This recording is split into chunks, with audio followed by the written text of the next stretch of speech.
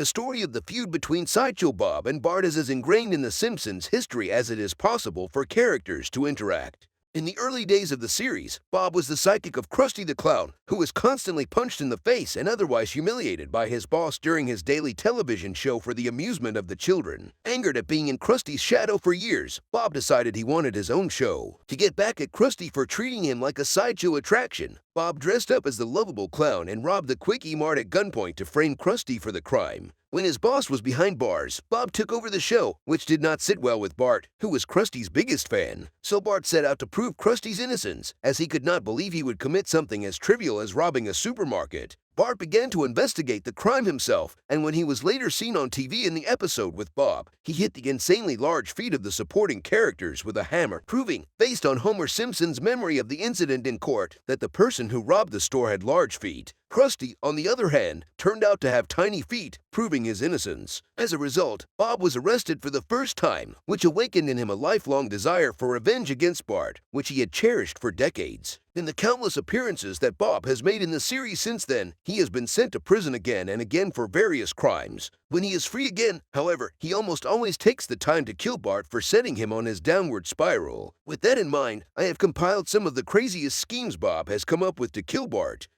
The Bob Next Door.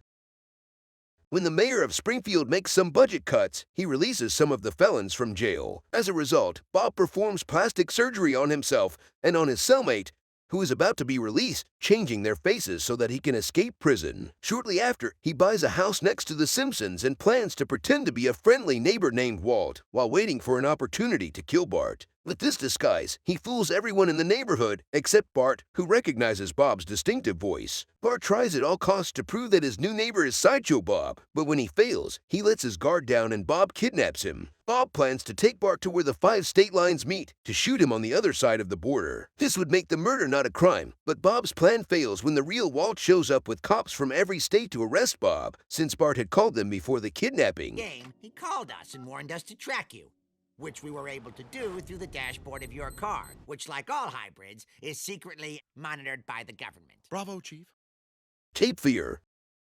While in prison, Sideshow Bob could not forget his hatred for Bart Simpson and sent the boy several threatening letters written in his blood, something that led to health problems because of the loss of blood. The letters made Bart paranoid as he could not figure out who was threatening him. After a while, Bob is released and the first thing he does is to tell the Simpsons family that he wants to take revenge on Bart. As a result, the family seeks help from the Witness Protection Program, which provides them with new identities and sends them to a new town. However, Bob suspects the change and follows them to the new town by hiding under the car. Then Bob puts his plan into action.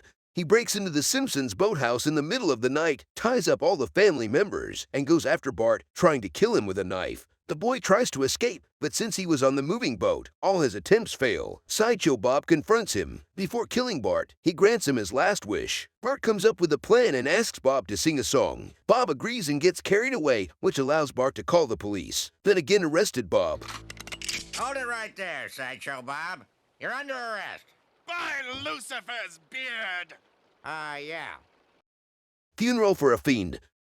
Sideshow Bob uses a TV commercial to lure all Simpsons family members to a fake restaurant. There he ties them up and plans to kill them by exploding an overheated laptop near a pile of dynamite. But after an argument with Lisa, his plan backfires, and he is arrested. During Bob's trial, his father testified that Bob used to be a peaceful boy who was weak due to a congenital heart defect until Bart started torturing him, causing him to become completely demented. This convinced Springfield that Bart was guilty of everything, and everyone turned against him. While Bart tries to defend himself, Bob gets a vial of nitroglycerin, which Bart grabs and throws out the window, thinking it is explosive. The vial was a drug for Bob's heart. He falls unconscious to the ground and is pronounced dead. Bob was once again faking everything. This was another of his plans to kill Bart. The plan comes to fruition. Bart goes alone to a funeral home where Bob locks him in a coffin to burn him alive. Before he burns, the Simpsons family shows up to save Bart, which leads to Bob and his entire family being arrested. Lights!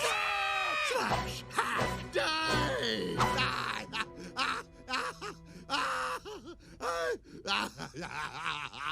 Treehouse of Horror 26.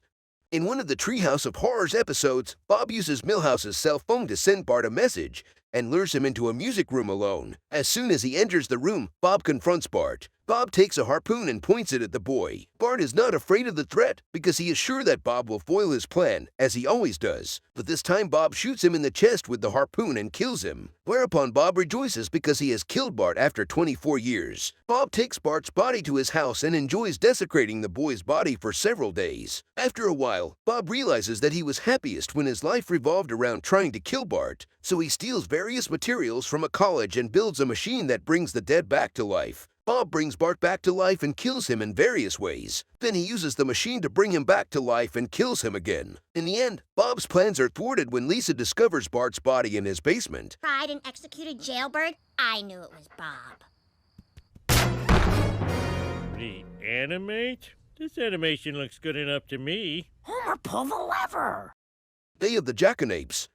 When Krusty announces his retirement because his show's ratings are too low, Bob discovers that Krusty has erased all the recordings of the first shows he appeared on. Bob then breaks out of prison and spends all his time developing and executing an elaborate revenge plan to kill Krusty. Bob gets a job as an announcer at Springfield High School and uses his new job to corner Bart in a cabin behind the school. Bart is not afraid of Bob because every time they fight, Bob ends up in jail. Bob takes advantage of the situation, ties Bart to a chair, and hypnotizes him to do whatever he tells him. Since Krusty was going to retire, he was planning to do one last show, so Bob decides that this was the perfect time to kill him. Bob attaches several explosive devices to Bart and turns him into a suicide bomber. He tells him to go to the clown so he can kill the two people he hates at the same time. But when Bob hears Krusty express regret for treating him badly, he abandons his plan and eventually returns to prison.